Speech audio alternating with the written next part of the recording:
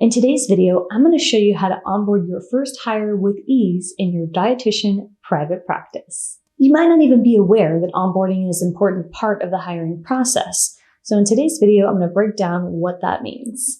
I want to save you time so that you can focus on growing the business by setting up your first hire with success. In your dietitian private practice, you probably know that hiring is a big deal. If you don't hire, then you end up doing all the work yourself.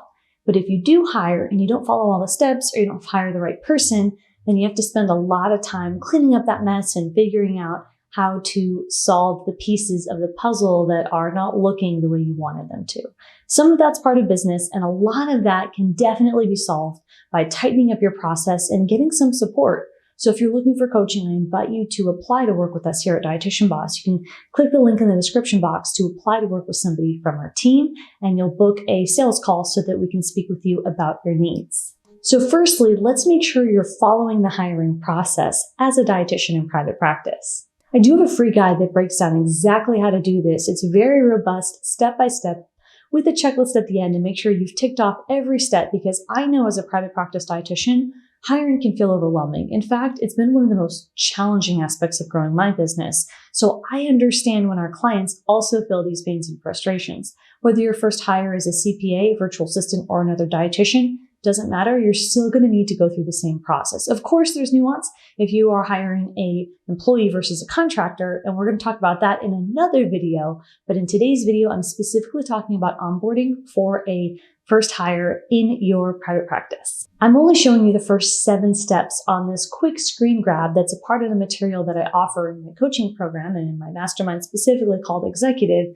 And there's many more steps, but I want you to be aware that this is a methodical process when it comes to hiring properly for your dietitian private practice. Let's assume that you followed my free guide to the T and you've checked off all of the tasks on the checklist, and you are ready to onboard your first hire with ease. So now let's talk about what's next after you've already made the offer and the candidate that you want to work with you has said yes. So there are some first steps when it comes to onboarding. And again, this can be a little bit different if we're talking employee versus contractor, but I'm not going to get into too many logistics. We do have a team lawyer if you want to seek legal counsel. I'm just going to stick with a little bit of the strategy high level today. So you're going to want to have a welcome and orientation process. So that might mean a call. And if you become robust enough in your business, you can have this, you can create some tutorials that are video trained, which would be great. It'll still require some one-on-one with your staff, but you want to orient them and let them know what the business is about, some of the milestones that you've accomplished, and you want to talk about the mission and the vision of the company in your dietitian private practice. Onboarding with ease does involve that you are making somebody aware, your first hire, of what to expect with your company culture. So you're letting them know about your background, your milestones, your struggles, and your triumphs so that they can share that with you. You don't want them to be clueless about the business and what's happened from starting your business up until the point that they've been onboarded into your company. The welcome is important. So for some hires I've made, I've actually purchased a hotel room for them to celebrate. We've had celebration experiences for various hires.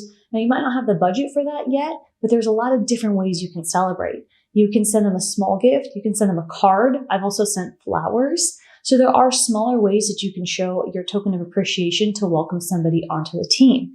If you don't have the budget for any of that right now, you definitely want to schedule a one-on-one welcome session to orient them into the business and break down and let them know what to review and what to expect. You want to intro roles and responsibilities. Now, if you don't, since this is your first hire and you want to bring them onboard them with ease, you might not have any other roles except for you in the first hire. But you do want to explain what the expectations are of their role. You should have a written job description, especially if you followed my hiring process in the free link that I have in the description box below, my free guide on how to hire correctly. You definitely want to have a job description, even if it's not, as up to date as you want. You want to have something that they can work off of. Now, I know this is challenging. I did not have the best job descriptions when I started this business, so it's been something I've had to put a lot of work and effort into. Now, the job descriptions might come naturally for you, but you definitely want to put in the time and make sure you have something and that they understand the expectations of what they need, what you need from them in that role, so they can succeed. You want to talk about company policies and procedures. Again, this depends if we're talking employee versus contractor. There's definitely nuances because there's a lot less control that you have over a contractor than an employee. So let's not get too nitty gritty with that, but we can talk about a few policies and procedures. For example, communication preferences. hey, I prefer that we use this software or this tool, right? That might be basic. And then of course, if you have a procedure handbook, that would be for an employee, not for a contractor. Any specifics about the differences between the two and how you can properly handle them according to law, definitely want to talk to a lawyer. Now, we do have a lawyer recommendation that I'll link in the description below, and you can reach out to her. Training and orientation is important. So what type of training on the job are you going to provide, or do you want them to have? Will you pay for this? How does this work? So you want to think about what that means, and that should also factor into the hiring equation based on the expectations of what you would have wanted them to be up to date with. For example, if you use practice software like Practice Better, which by the way we recommend, and we're an affiliate, and we can have the link down below for Practice Better management software. If you want your virtual assistant to be familiar with Practice Better, are you hiring someone that already has that experience, or somebody who's willing to learn? So that's important when it comes to the orientation part, because when you're onboarding your first hire with ease, you want to be familiar with what level they're knowledgeable about when it comes to your software and what your expectations are. And there's no right or wrong. You don't have to have somebody with robust experience with the software that you use, but you should have an understanding of their willingness to learn. Goal setting. So talking about what you want to achieve, how you can help support them, and what the needs are of the company is important. And if you're not crystal clear about the company goals, it's going to be really hard to get your staff member on the same page, which is why I recommend that you spend some time thinking about your annual goal, what you want to achieve by the end of the year, and then you even break that down into quarterly goals. Now, we do support that with our clients, both in private coaching and in our masterminds. And it's something that I find a lot of dietitians are not used to, and it can be life-changing.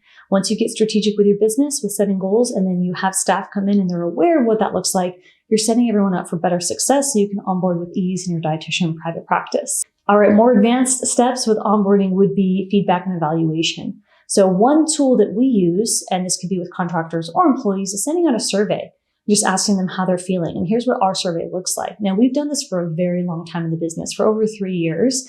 We've done it before, sometimes on a quarterly basis. We've done it sometimes once every 6 months. One time we did it, once every 6 months was the longest duration, but typically it would be a monthly survey. It's going to depend on how many staff members you have. But this type of survey can help you get an understanding of, do they feel supported? Do they have too many tasks? What can you do to improve their experience working in your company? Now, I'm a big fan of one-on-ones, so I like to have a one-on-one dedicated every month with a staff member to see, is there anything I can do to support their progress in the company? What can I do to better support them? And this hasn't always been easy. When we've had rapid growth in the company, I didn't do monthly one-on-ones, and I regret that. So I wish I would have put a little more time into developing the staff earlier on, but that is something I've corrected over time and spent more time and energy developing the staff. And if you want to set your dietitian private practice up for success, you will be putting the time and energy into developing your staff, because they're going to help you build the company and they're going to believe in the mission and the vision of your dietitian private practice. You can also have improvement plans and scorecards, and some of that does depend if they're an employee or a contractor in terms of reviews. I don't believe we do reviews for contractors. So again, you want to look at the logistics in terms of where you live and make sure that you're being compliant with if you have a contractor or an employee.